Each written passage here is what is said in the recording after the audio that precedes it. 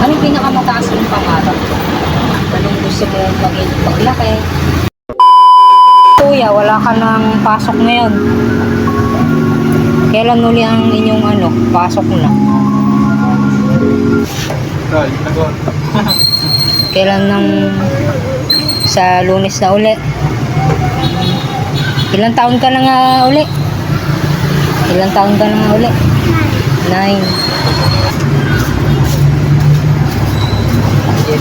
9 years old siya, grade 1. Nung ako'y grade 4, 8 years old ako. Yun ang alam ko eh. Grade 4 ka, 8 years old ba? Advance ka? Parang advance na. Advance ka? Maaari. Ikaw ay bunso sa bunso ka nga sa iyong mga magkakapatid. Ilan kayong lalaki? Siyam. Iisa ang babae. Ay nag-aaral lahat ang mga kapatid mo. Ay ayos. Dapat ay hindi ka pinapabayaan. Dapat hindi ka naglalayas ng ganyang kalayo. Naku po. Dati ako'y layas din. Oo. Saan ako nakakarating? Kahit mag-isa, ganyan? Oo, ako lang mag-isa. May bisikleta pa nga ako nun. Layo, pero may layo. Galing doon nagpunta dito. Layo ko yan yung pare. Ano ang pangalan mo, kuya? Sander. Ha? Sander. Sander. Anong apelido mo? Panopio po. Panopio. Pinapyo? Sander Panopio daw. Eh mamaya ka pa naman uuwi So ako may share lang sa inyo. So, kilala mo ba si Jesus? Kilala mo? Anong pagkakakilala mo kay Jesus? Oo. Anong pagkakilala mo sa kanya bukod sa Papa Jesus? Wala kang idea. Kilala mo lang siya. So, Papa Jesus, siya ang lumikha ng langit at lupa. Siya ang lumikha sa atin. Nakalagay yun sa kung hindi mo pa napapakinggan, siya ang daan ng katotohanan at ng buhay. Walang makapunta sa kanya sa pamamagitan niya. Diba, ngayong mahal na araw ay ipinagdiriwang tao, si Kristo, sila, ano bang tawag doon, yung hinahagupit nila, yung sarili nila. So, yun daw, ay hindi na natin kailangan gawin kasi minsan na niya ginawa para sa atin.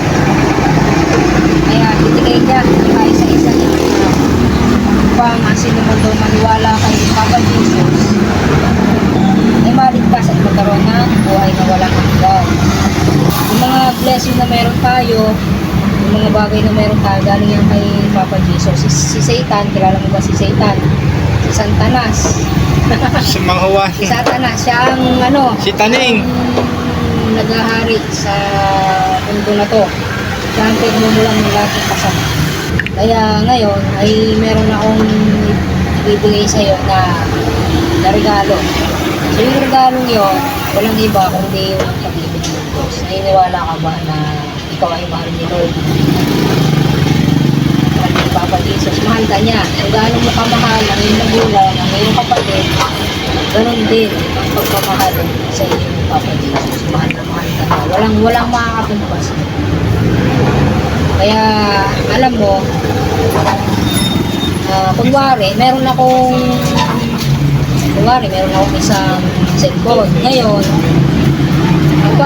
halimbawa lang kunwari lang, kapag binigay mo sa iyo ko, sino nang may karapatan ko ba? Ikaw na, di ba? Kasi binigay na sa inyo eh. Ganun din sa sa ating buhay. So, ibinigay natin yung ating buhay kay Papa Jesus. Siya na may karapatan. Siya na may karapatan na gumamit sa buhay natin. Magandang balita na sinishare ko sa inyo ay si Papa Jesus. Ikaw ay mahal na mahal niya. Ikaw ay kanyang anak. Siya ang lumikha sa iyo. Ngayon, para tayo magkaroon ng kaligtasan, sabi ng Bible, kung ikaw ay maniniwala at tatanggapin siya bilang Panginoon at sarili mong tagapagligtas, ikaw ay magkakaroon ng buhay na walang hanggan. Siya na yung magiging Savior mo, siya yung magiging tagapagligtas mo sa huling araw. Kaya ngayon, pagkantaan, kumatok, saan siya kumakatok? Bahay. So, ano? Ngayon, kumakatok si Jesus sa puso ko. Willing ka ba na pagpuksan ka, ipasukot sa iyo? Willing ka. Ngayon, ay nais lang kita mag-pray. So, ang pangalan mo ay, ano ang pangalan mo ulit? Sander Panubio. So, sabi ng Bible, kung ang lahat ng bagay ay mapapa sa akin, pero ang panuluan ng natin ay mapapahamak, baliwala rin yung mga bagay na meron tayo. Anong pinakamataas mong pangarap? Anong gusto mo maging paglaki? Yung, pare, Hello? isang pulis. Ba? Ayos nga yan. Ayos yan, magandang pangarap Dalisay. yan. Pulis. Magandang pangarap yan. Pero sabi ng Bible sa Mark 8:36 to 38, nakuha mo na yung pangarap mo, ano na ang kasunod mo? Ayun, trabaho, pagkatapos magtrabaho, anong sunod mo? Training ka pa doon. Ba, alam mo Pero yun, ang sabi doon, kung magpapasa atin lahat ng bagay, makamit man natin ako. Yan lahat daw yung nagkasala ay mapapahamak. At kung ang sino man ay magkaroon ng lahat ng bagay sa mundo, pero mapapahamak naman ang kanyang kaluluwa, wala rin yung lahat ng pinaghirapan natin. Kaya ang pinakamaganda, pinakamahalaga sa lahat, pero ang isa sa puso. Ano? So dahil sa pag-ibig ng Diyos, niligtas niya tayo doon para tayo hindi mapahamak. Kasi ang kabayaran doon ng kasalanan ay kamatayan. Ngunit ang kaloob ng Diyos ay buhay na walang hanggan. Amen. Kaya ngayon, dahil binibigay na sa inyo Lord, buhay na walang hanggan, hiling ka ba matanggap ng Lord? Hiling daw sa mga tol na tanggapin buhay na walang hanggan. So okay lang, kung pepere kita. Okay lang, sabay ka sa panalangin ko. Lord, ito po yung anak ay hindi aksidente na lumapit sa akin, hindi ito po ay meron po kayong magandang plano sa inyong anak na ito, Lord.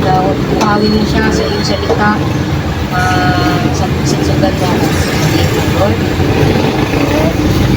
Tinatanggap kita sa aking puso bilang Panginoon at sarili tagapagligtas. Patawarin mo po ako sa lahat na aking kasalanan at nagpapatawad din po ako sa lahat ng tao na nagkasala sa akin. Ama, isulat mo po ang aking pangalan sa aklat ng buhay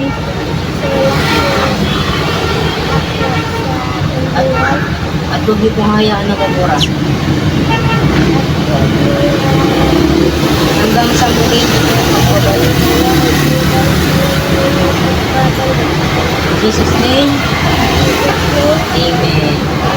Ngayon, dahil tinanggap mo si Lord, ikaw ay may buhay na walang hanggan na. Siya ay nasa iyong puso. Siya magliligtas, magtatanggol sa iyo. Okay, alam mo na.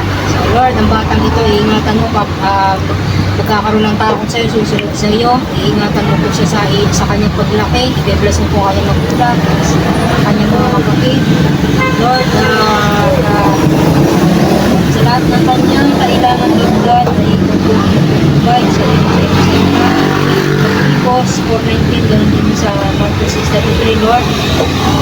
Ikaw ang magandang plano sa kapatid ko dito, sa iyong plano dito. Mga pinagdadal God sa iyong pagkakulog. So, Lord, patuloy na kapatuloy sa iyong saya.